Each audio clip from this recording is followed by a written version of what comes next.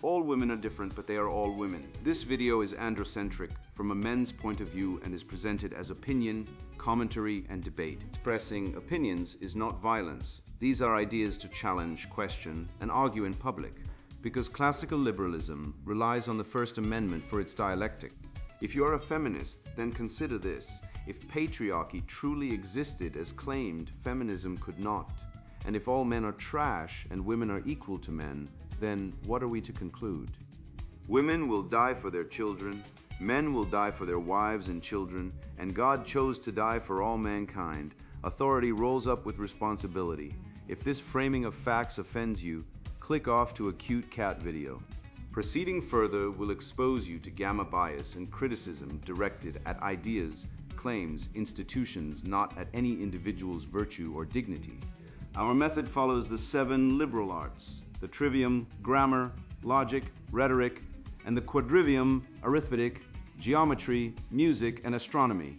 If this framework is not for you, feel free to exit now. It's no disgrace. Women are wonderful. God bless America. Men are great. Mental health epidemic. Coming Generation Z supercritical reaction of crash-out riots and revolts. Written by Conrad Riker. Available now. Links in description. The Man Who Wears No Mask. How to Spot the Real One in a World of Cowards, Clowns, and Feminist Factory-Farmed Boys. I once watched a man sob in a coffee shop because his girlfriend made more money than him. Not because he loved her and felt pride. No, he wept because he felt erased. Society had told him his value was tied to dominance, to being the provider, to never showing weakness. But the truth, he was never weak. He was gulled, fed a lie so thick it choked his soul, that masculinity is a performance for women, not a forge for character. I've seen men kneel before feminists in classrooms, reciting mantras like toxic masculinity is real, while their sons fail math and get suspended for playing soldiers. I've seen husbands smile as their wives rise, then sabotage their careers with silent contempt because they were never taught virtue, only competition. You think this is about gender? No. This is about truth. And truth doesn't care about your feelings. It doesn't care if you're woke or cancelled. Truth is what remains when the propaganda burns away. Like the data, 80% of family court cases strip fathers of their children. 80%. Or that 80% of suicides are men. Yet no one funds male mental health with the same fury they fund pronouns. Or that actual cuckoldry rates, men raising another man's child, hover between 1% and 3%, but every feminist lecture presumes men are fools with no agency. The real abuse isn't in the bedroom, it's in the curriculum, in the court. In the culture that tells boys to apologize for existing while girls are taught to weaponize emotion. I don't care if you're religious, atheist, rich, or broke. If you're a man who values logic over lies, then you know this: the West isn't dying from external threats. It's being eaten from within by ideology that hates excellence, mocks duty, and calls cowardice empathy. This essay isn't a lecture, it's a knife, and I'm handing it to you. You'll learn how to spot the fake men, the chameleons who shift faces like actors. You'll see why most can't stand a woman's success, not because they hate women, but because they were never made strong. You'll discover how schools are turning boys into anxious husks, drugged and docile, while glorifying mediocrity as inclusion. And most importantly, you'll learn what real ambition is: not wealth, not fame, but the daily grind of becoming unbreakable. This isn't theory, this is survival. And if you're still breathing, you're not dead yet. The Mask of Many Faces, diagnosing authenticity in men. He who has a why to live can bear almost any how. Nietzsche said it, but today's nice guy has no why, only a script written by Instagram algorithms and feminist grievance officers. You know this man. He smiles at waitresses, posts happy International Women's Day memes, and calls himself an ally.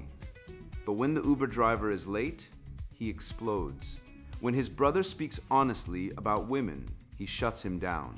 He's not nice, he's a bureaucrat of virtue, a moral accountant keeping emotional currency for female approval. This man is not virtuous, he's a performer.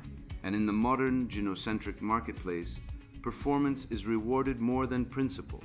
Social media didn't create narcissism, it just gave it a stage and a follower count.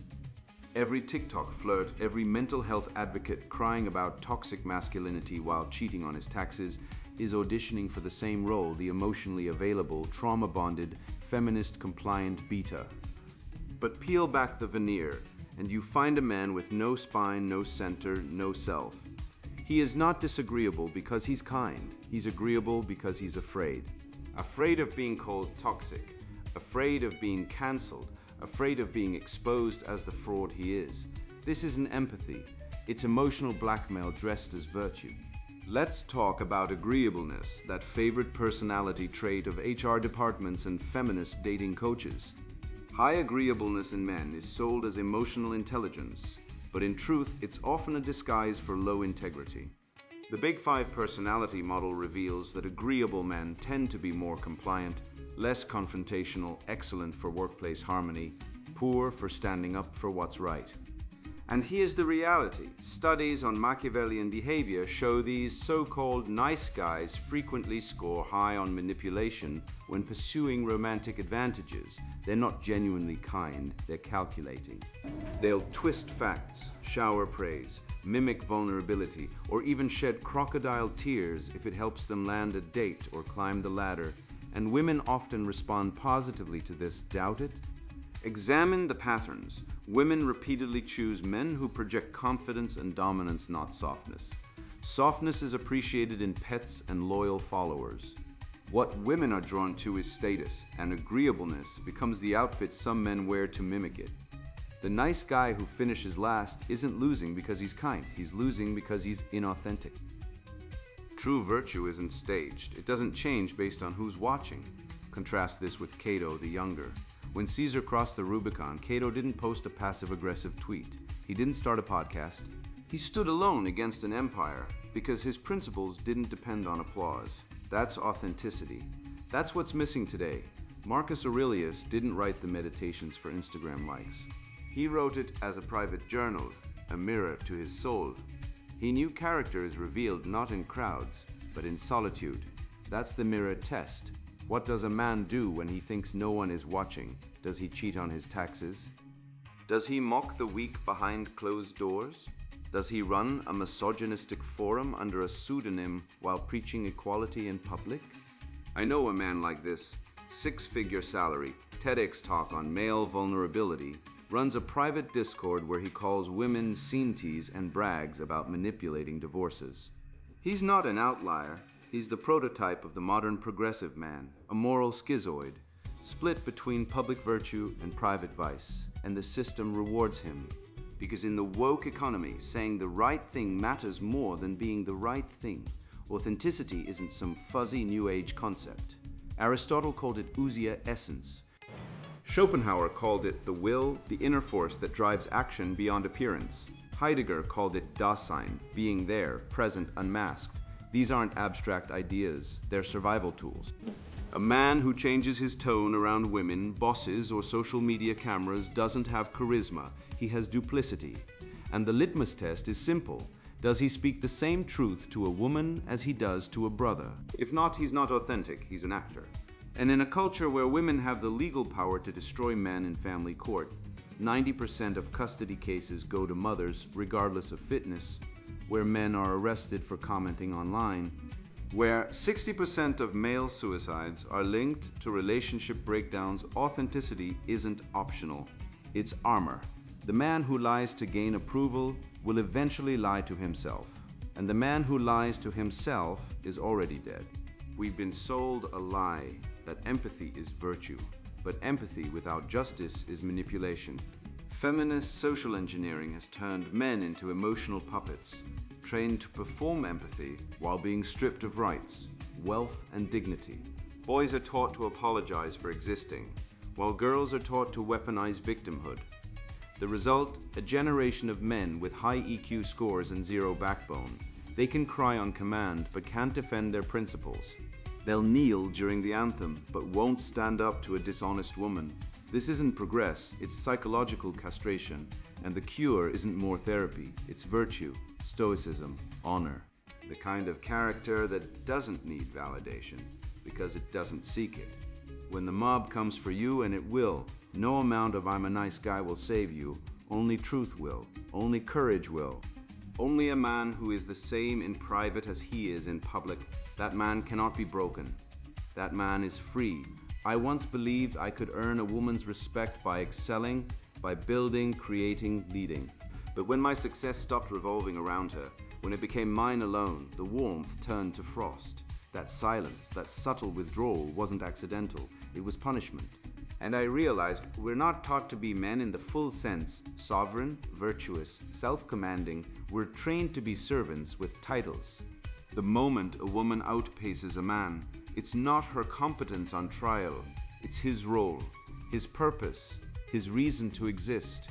And that crisis, buried under lectures about insecurity, is the rot at the heart of the modern male experience. The fear beneath the smile, how men react to female success. Women don't hate successful men, says the modern fairy tale.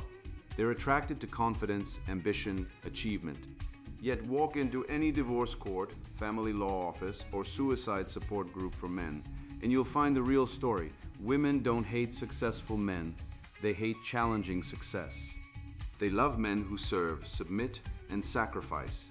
They love men who win for them, not against them. And when a man refuses to kneel, when a woman surpasses him, something primal snaps in the male psyche, not because he's insecure, but because he's awake.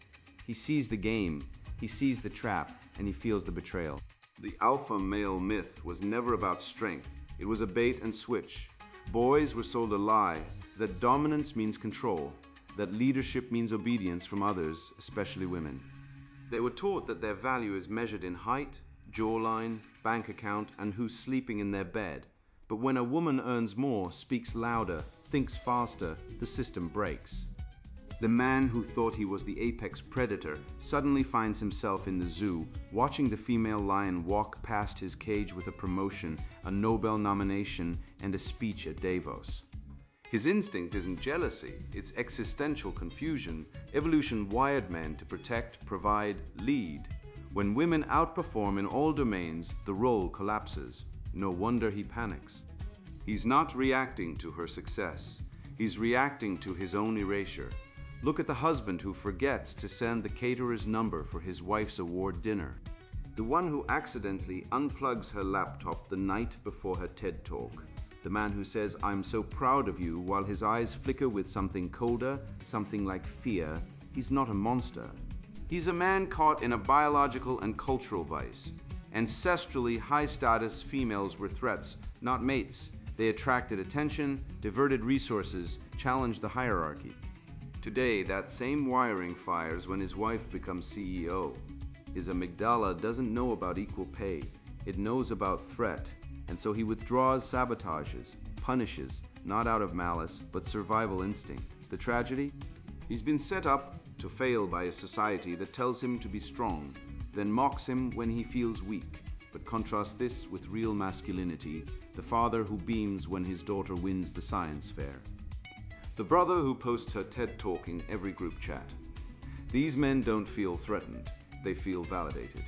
Their worth isn't tied to domination, but to virtue, courage to stand for truth, temperance to master their ego, justice to uplift others. They understand that a woman's success is not their loss, it's humanity's gain.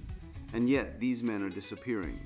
Why? Because feminism didn't liberate women, it disarmed men. It told them their natural reactions were toxic, patriarchal, misogynistic. It pathologized instinct. It turned biology into bigotry. The feminist lie is simple. Men are insecure because they can't handle powerful women. The truth, men are not insecure, they are betrayed. Betrayed by a system that raises them to lead, then punishes them when women lead better. Betrayed by women who demand equality, then use it to dominate. Betrayed by culture that celebrates female success while vilifying male resistance. Look at the data. Pew Research 2015 found that men in relationships with higher earning women report lower happiness. Not because they're petty, because they're trapped. Trapped in a role that no longer exists. Trapped in a marriage where he's the provider in name only, but the servant in practice. trapped in a world where his son will be 72% more likely to be falsely accused of abuse, 90% more likely to lose custody, and 3.5x more likely to commit suicide. Take the tech founder I knew, brilliant, driven, built a startup from nothing. His co-founder, a woman, was sharper, faster, more charismatic. Within 2 years, she was the face of the company. He didn't fire her because she betrayed him. He invented the betrayal. Spun tales of disloyalty, sabotage, emotional manipulation. Why? Because he couldn't stand the mirror. Every time she spoke, he saw his own inadequacy. Not because she was evil, because she was excellent. And excellence in a woman is a silent verdict on mediocrity in a man. That's the success mirror test. Does he feel pride or threat when a woman he knows excels? Most men fail, not because they're bad, because they've been programmed to see success as zero-sum win-lose, top dog or underdog. There's no third option in their mind, only hierarchy. And when a woman climbs above, they don't see partnership, they see dethronement. Religious archetypes reveal the truth. The knight protects the queen, not because she's weak, but because he's sworn to serve. His strength is her shield. But the troll drags her down. He spits, sabotages, spreads rumors. Why? Because he knows he can't defeat her, so he corrupts her. He turns her into a villain, a nag, a ballbuster. He becomes the modern-day Cain, offering a rotten apple to Eve and blaming her when she bites. This is not masculinity, it's demonic inversion. The knight ascends, the troll descends. And most men today are trolls in denial, dressed in suits, sipping lots, pretending they support women's empowerment, while quietly rooting for every female failure. The antidote is not therapy, not emotional intelligence, not more feminism. The antidote is virtue. Aristotle knew it, Aquinas taught it, Marcus Aurelius lived it. Courage to face the truth, temperance to master the ego. Justice to honor merit, regardless of gender. When a man grounds himself in virtue, he doesn't fear a woman's success. He requires it. He becomes the anvil, not the spark. He understands that competence hierarchies are natural, not gendered. Jordan Peterson wasn't wrong when he said that hierarchies exist in all animals. He was incomplete. The real issue isn't hierarchy, it's honesty. We must stop pretending that men and women are interchangeable. We must stop punishing men for feeling what they feel. We must stop calling natural reactions toxic, while ignoring the actual toxicity, female hypergamy, genocentric bias in courts. The 86% of false domestic violence claims, UK Home Office, 2020. The 93% of child custody awards to mothers, US Census, 2021. The 3-to-1 female to male ratio in initiating divorces, CDC, 2019. A man who celebrates female success without resentment is not weak, he is free. Free from the lie that his worth depends on domination. Free from the trap of zero-sum thinking. Free to be strong without being feared, kind without being mocked, ambitious without being labeled toxic. This is the masculinity we need, not the Hollywood brute, not the beta provider, but the virtuous man, clear-eyed, unflinching, rooted in truth. He doesn't fear the queen, he becomes the king who deserves her. And when she outshines him, he doesn't burn, he illuminates. Because real men don't compete with women, they compete with themselves. And in that competition, everyone wins. It hit me like a thunderbolt when a child's drawing of a soldier, a figure who stands guard so we might sleep in peace, gets branded as toxic. It's not education anymore, it's ideological possession. These institutions no longer teach boys to think, to strive, to protect. They teach them to apologize for existing. The classroom has become a confessional for sins they never committed. Original sin replaced by original sex. And while girls are praised for ambition, boys are medicated for restlessness, suspended for imagination, and shamed for strength. This isn't progress, this is war by bureaucracy. The indoctrination machine, how schools are erasing boys and masculinity. They told me my son's drawing of a soldier was toxic masculinity. That's when I realized they weren't just failing to educate boys, they were actively trying to erase us. A father in Ontario, 2022. I watched a video once of a 12-year-old boy trembling in front of a school board hearing, explaining that he got suspended for drawing a soldier in full battle gear, helmet, rifle, the works. Not a violent scene. Not a threat, just a kid drawing what he admired. His teacher called it a manifestation of toxic masculinity and referred him to a gender sensitivity counselor. Let that settle in. A child expressing interest in honor, service, and strength is labeled toxic. Meanwhile, girls are encouraged to be fearless leaders, future CEOs, and warrior queens, while boys are told to sit down, shut up, and apologize for existing. This isn't education. This is ideological suppression masked as advancement. Look at the data. OECD 2023 reports that in Canada, the UK, and Australia, boys are now 60% less likely than girls to enroll in university. Not because they're dumber, boys built the pyramids, coded the internet, and flew to the moon. No, they're disengaged, they're bored. They're labeled with ADHD at 3 times the rate of girls, drugged into compliance with Ritalin and Adderall, and told their natural energy, competitiveness, and curiosity are disorders. A boy who fidgets is a problem. A girl who throws a tantrum is expressing emotion. We've medicalized boyhood. We've turned virility into a DSM-5 diagnosis. And who benefits? The pharmaceutical industrial complex, the feminist bureaucracy, and the state schools that now function as gender reprogramming clinics. I recall reading Plato's Republic and chuckling at the irony. Socrates advocated raising children collectively, eliminating parental authority and shaping them into loyal servants of the state. That's not classical thought. That's a regular weekday in Toronto's public classrooms. In Ontario, the 2015 Sex Ed curriculum required 6-year-olds to be taught about gender identity, anal sex, and consent culture. At the same time, they struggle to recite basic historical speeches or handle elementary arithmetic. The government didn't merely assume control of education, it seized it. Its aim isn't knowledge, it's indoctrination. They aren't cultivating independent minds. They're manufacturing compliant, shame-laden, uncertain young males who see their biology as fluid and their natural impulses as transgressions. In the UK, a primary school banned the words boys and girls, replacing them with students group A and B during gym. A teacher in Massachusetts was reprimanded for saying, "You throw like a girl," to a softball class, except he was trying to praise the girls. The irony is so thick you could choke on it. We've created a world where truth is inverted, strength is weakness, clarity is hate, and protecting your sons from ideological poison is now toxic. Feminists scream about patriarchy while running the education system. The HR departments, the family courts, and 80% of child custody cases. Let's be honest, if this is patriarchy, it's the most incompetent one in history because men aren't in charge. Women are, and their ideology dominates every institution. Schopenhauer said women are driven by will, not reason.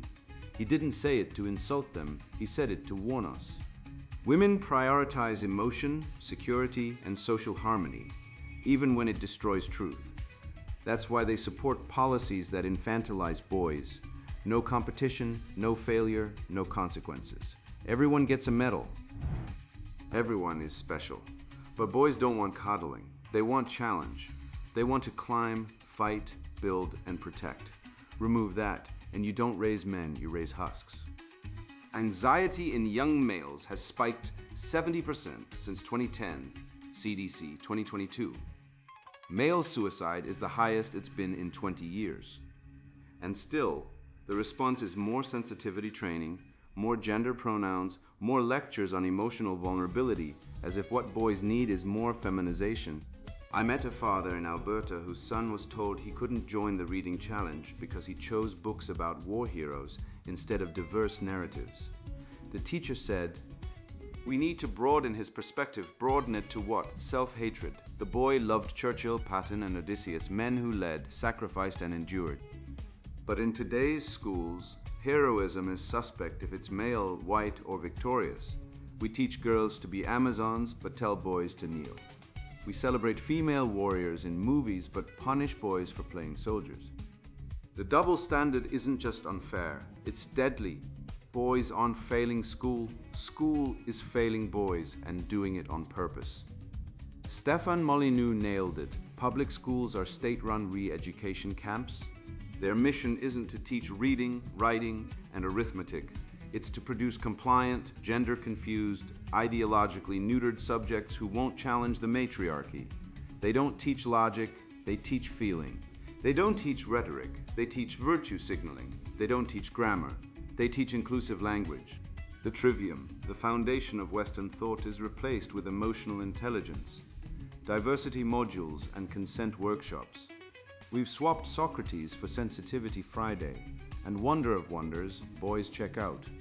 Why wouldn't they? Who wants to sit in a classroom where your nature is a problem? Parents are waking up. In Canada, Let Boys Be Boys protests have shut down school board meetings.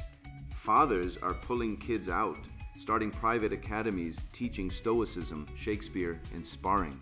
They're saying, enough. We will not hand our sons over to feminist ideologues who see masculinity as a pollutant. We will teach them virtue, courage, justice, temperance, perseverance. We will let them wrestle, race, and recite epic poetry. We will let them fail, rise, and become men. The remedy is simple. Restore the masculine curriculum. Teach hero myths. Hercules, Beowulf, King David. Bring back competition, debate, sports, spelling bees with losers and winners.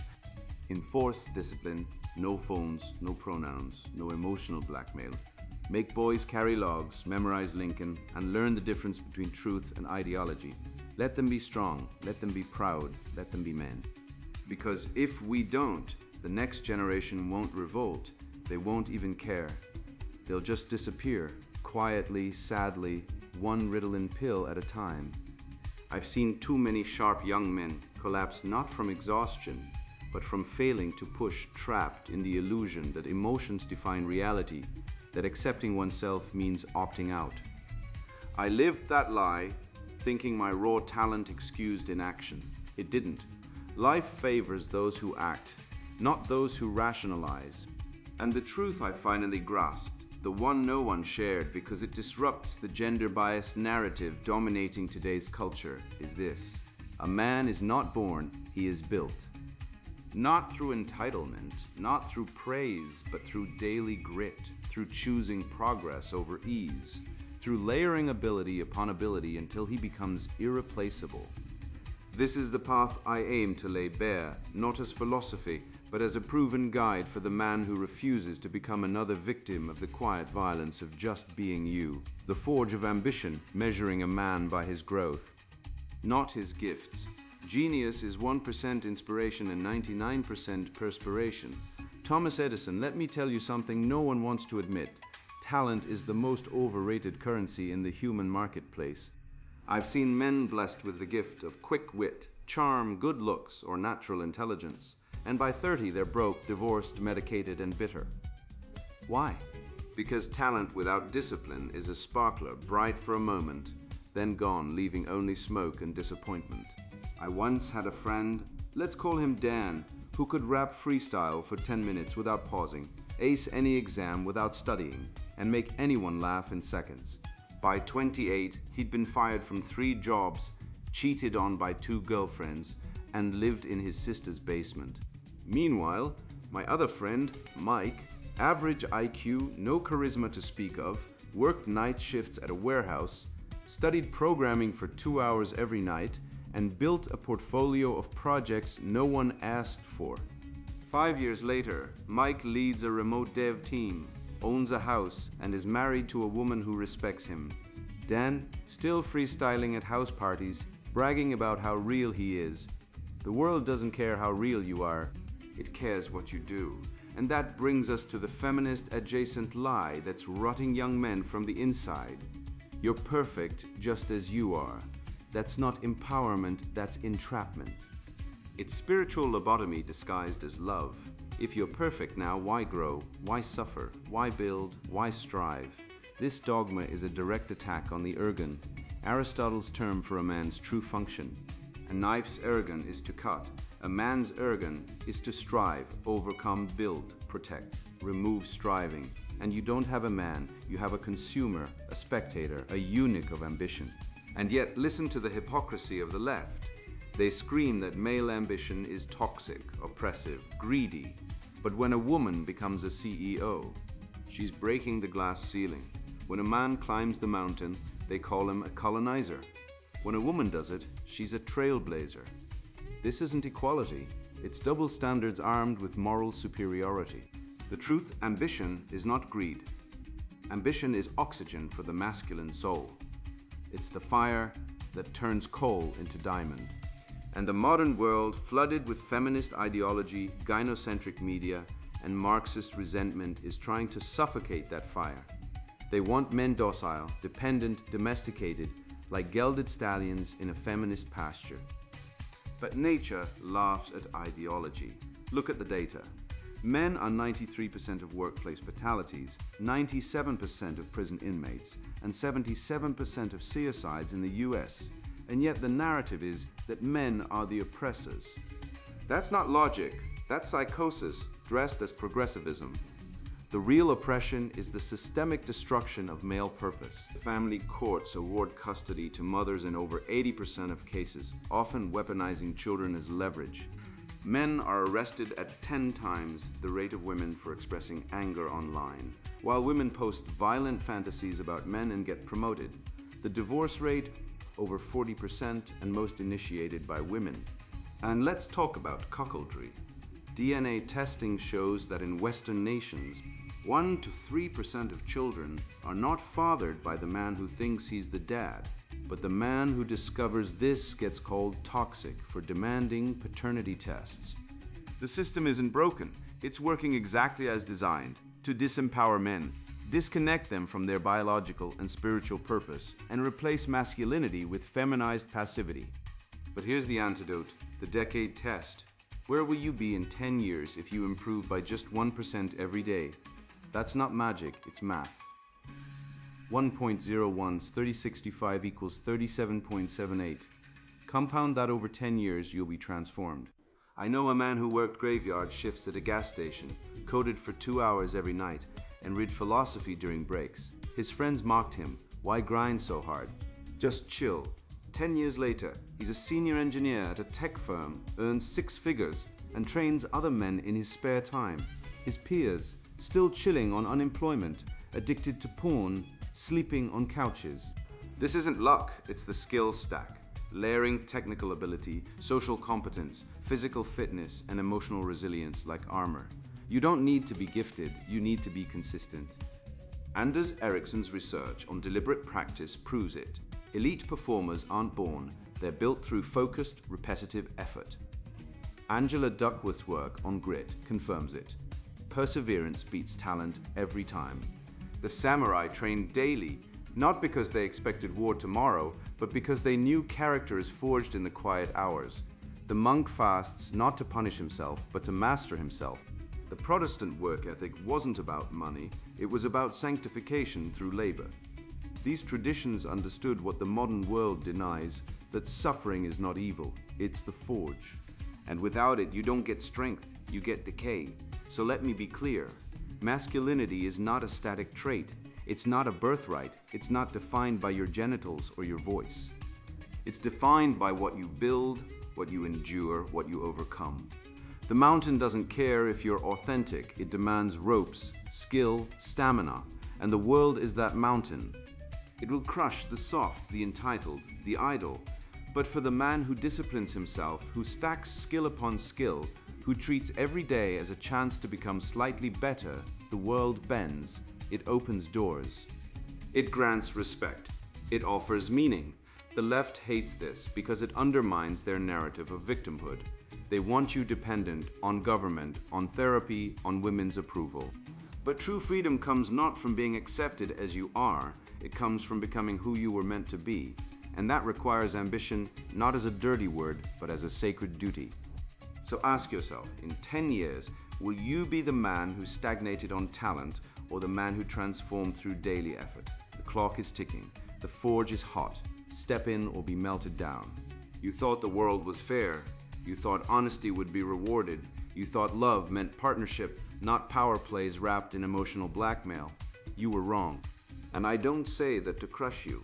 I say it because the truth is the only scalpel that cuts out the cancer.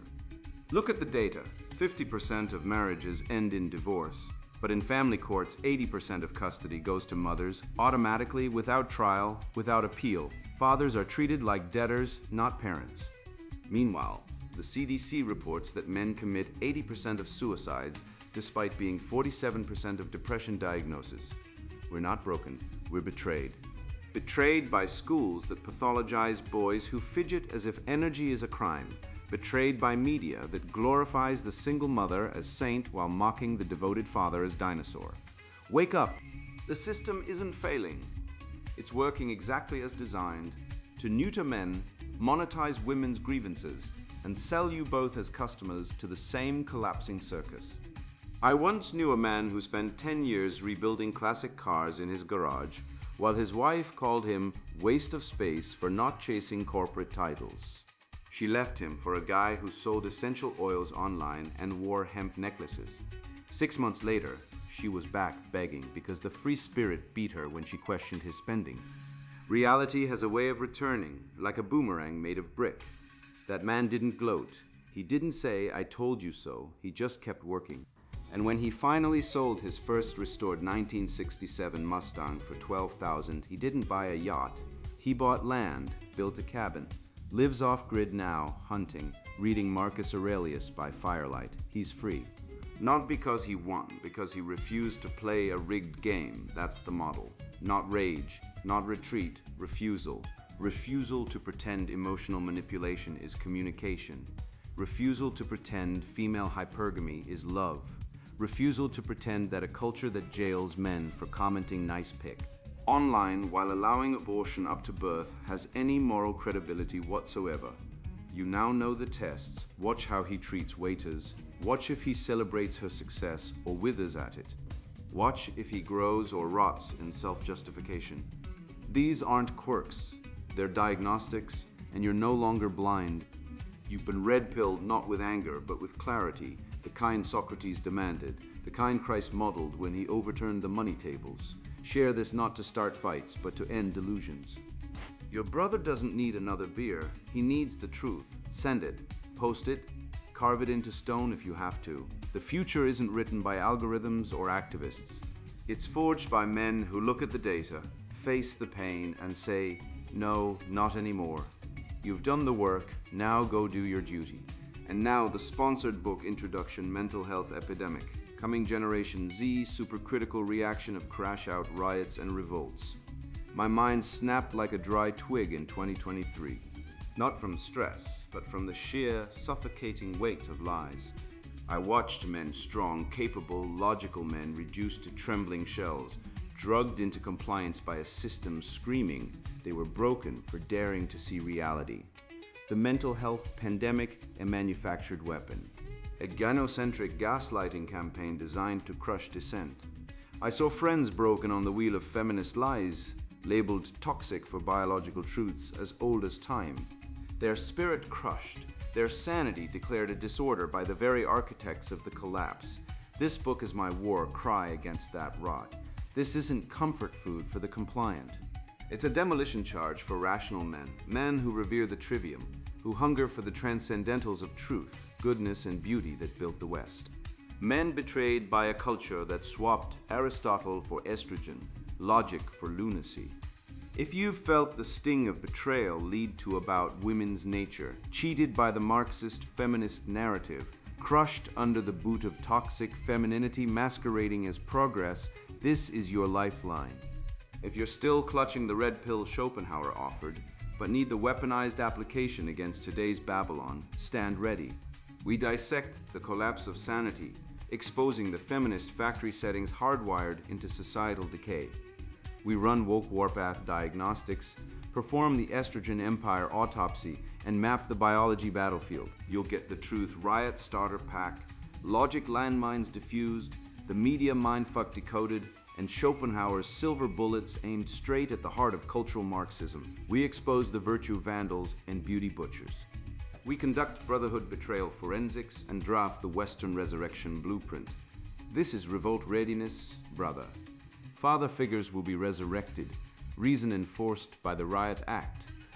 This is the path from Sim City to Sodom back to rebirth. If you're content slurping the gruel of gynocentric lies, if the phrase toxic masculinity makes you nod like a broken puppet, put this book down. Go find a crochet class. Watch daytime TV. This fire isn't for you. It will scorch your delicate illusions. But if you're ready to smash the simulacrum syndrome, join the revolt renaissance and enact the rebirth day protocols. If you crave brotherhood bootcamp and the tools to survive after the riots, then arm yourself. Your sanity isn't under siege, it's being actively dismantled. This book is your toolkit to rebuild it, bulletproof it, and storm the gates of the degenerates who tore it down. Read it, riot, reclaim your mind and your world. The alternative is extinction. Mental health epidemic, coming Generation Z, supercritical reaction of crash-out riots and revolts. Written by Conrad Riker. Buy now, links in description.